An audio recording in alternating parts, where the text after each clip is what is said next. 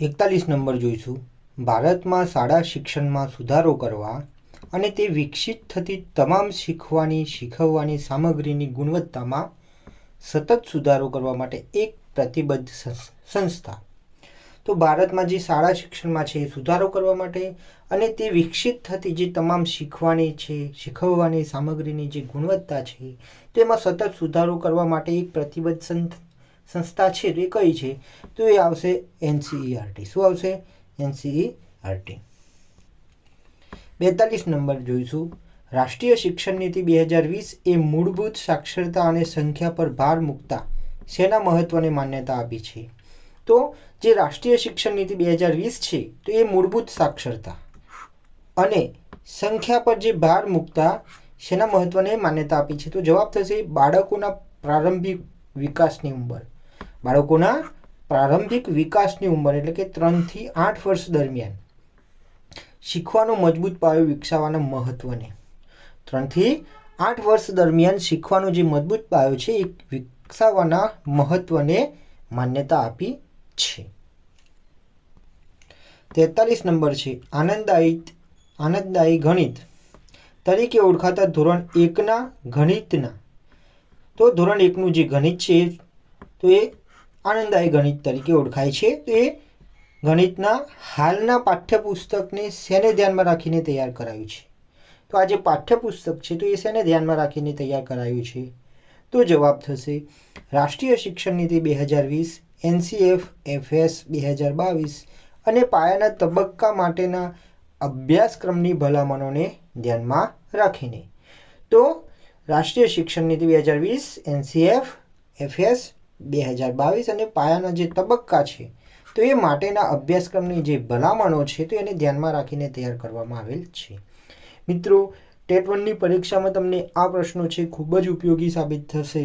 આ જે છે એ આનંદદાયી ગણિત ધોરણ 1નું જે પુસ્તક છે તો એમાંથી તમને આ પ્રશ્નો છે એ આવરી લેવામાં આવેલા છે. તો આ જે પ્રશ્નો છે ખૂબ જ ઉપયોગી સાબિત થશે. વિડીયો ગમે તો વિડીયોને એક અવશ્ય લાઈક કરજો.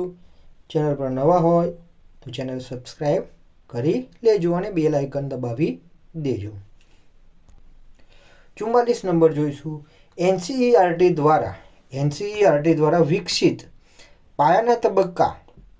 NCERT દ્વારા જે વિકસિત પાયાના જે તબક્કા છે તો એ માટેના અભ્યાસક્રમમાં કયા ક્ષેત્ર હેઠળ, એવા કયા ક્ષેત્રો છે તો એ ક્ષેત્ર હેઠળ ગણિત અને આંકડાકીય માહિતીનો સમાવેશ થાય છે.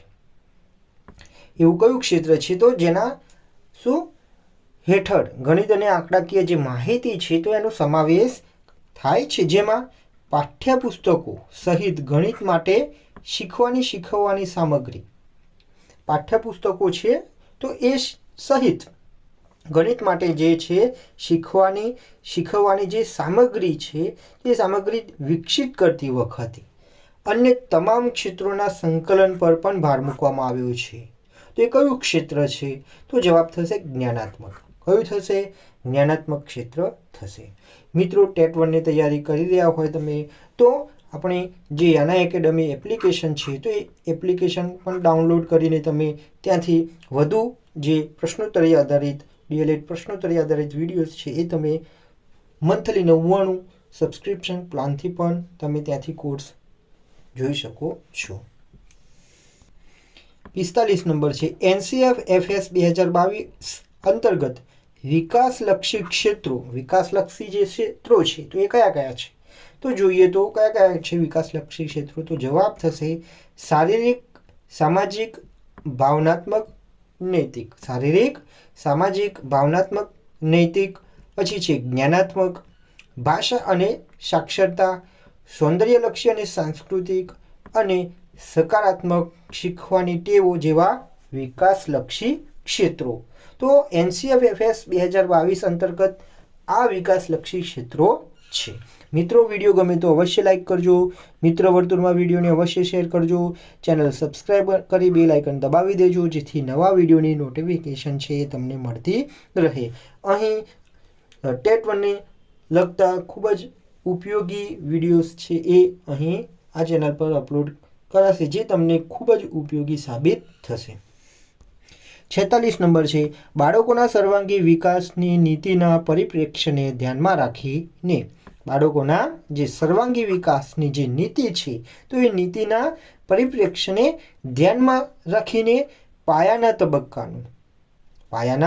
તબક્કાનું રાષ્ટ્રીય અભ્યાસક્રમ માળખું 2020 NCFFS 2022 એ શેની ભલામણ કરી છે?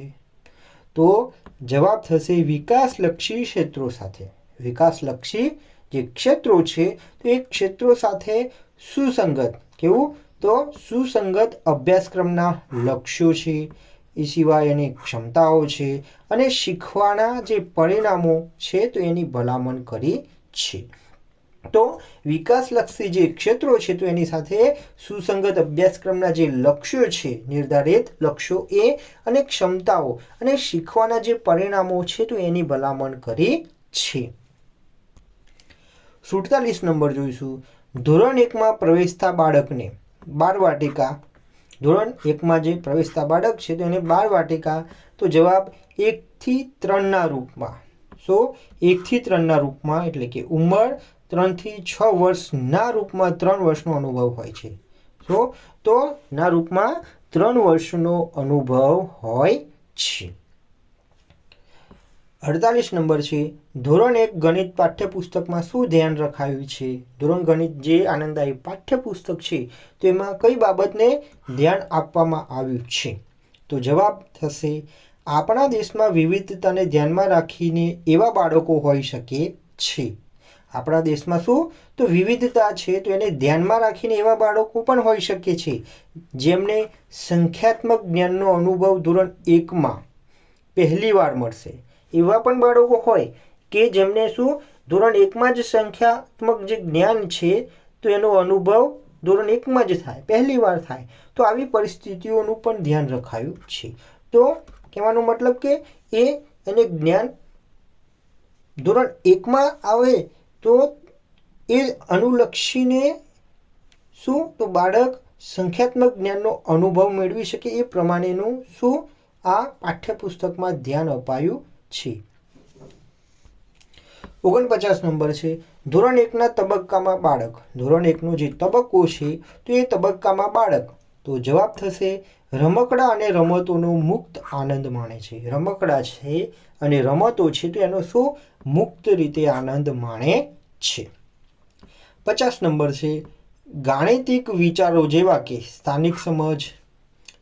ગાણિતિક વિચારો જેવા કે સ્થાનિક સમજ છે, સંખ્યાત્મક જ્ઞાન છે, સ્થાનિક સમજ એટલે કે સ્થાનની જે સમજ છે એ, ગાણિતિક અને સંગણકીય વિચારસરણી વગેરે વિકસાવતી વખતે પ્રવૃત્તિઓમાં રમતમાં શીખવાની પુષ્કળ તકોનો સમાવેશ કરવામાં આવ્યો છે.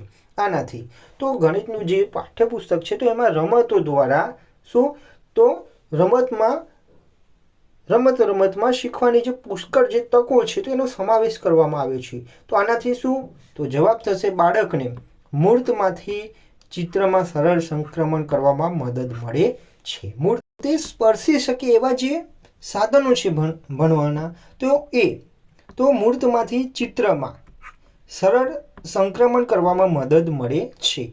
અને નવી દરેક વિભાવના અથવા ક્ષમતા રજૂ કરવામાં આવે છે જેના માટે અમૂર્ત તક આપવામાં આવે છે. મૂર્ત એટલે કે બાળક છે એ શું સ્પર્શી શકે, જોઈ શકે, અનુભવી શકે જે શું કે ભણવાના જે સાધનો છે તો એને આપણે અહીં લઈશું. તો મિત્રો જો વિડીયો તમને ગમ્યો હોય તો ચેનલને અવશ્ય સબસ્ક્રાઈબ કરી લેજો, બેલ આઇકન છે દબાવી દેજો અને મિત્ર વર્તુળમાં વિડીયોને અવશ્ય શેર કરજો.